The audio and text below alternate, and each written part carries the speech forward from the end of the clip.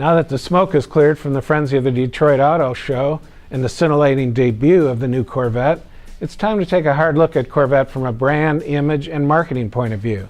As I've said repeatedly, there are only two cars and car names in modern American history that qualify as true icons in this business.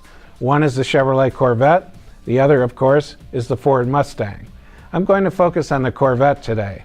Even though the Corvette has been around for 60 years, the Corvette has been on the chop list more than once.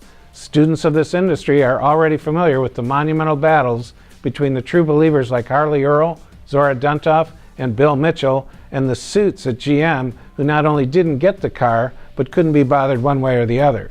That the Corvette has survived in the hostile environment created by the vacuous bean counter-driven culture, or at least what passes for one at General Motors, is a small miracle unto itself, and a tribute to the true believers who kept it alive. But the brand spanking new generation C7 Corvette should fix that, right?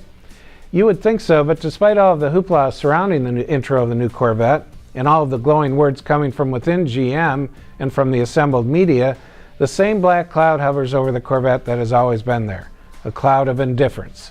This cloud hangs in the air like a bad dream, and it's best exemplified by the prevailing attitude of GM upper management that ultimately the Corvette sells itself. And now that they've committed the funding for the development and launch of the C7, they can move on to other, more important things. Yes, I won't deny that GM has gotten better of late at image wrangling when it comes to the Corvette.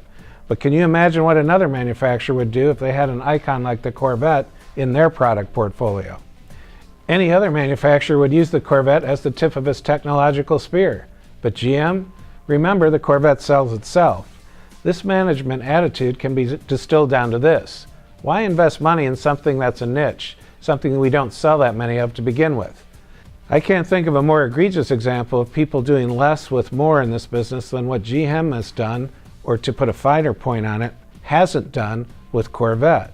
It's a complete travesty when it comes right down to it.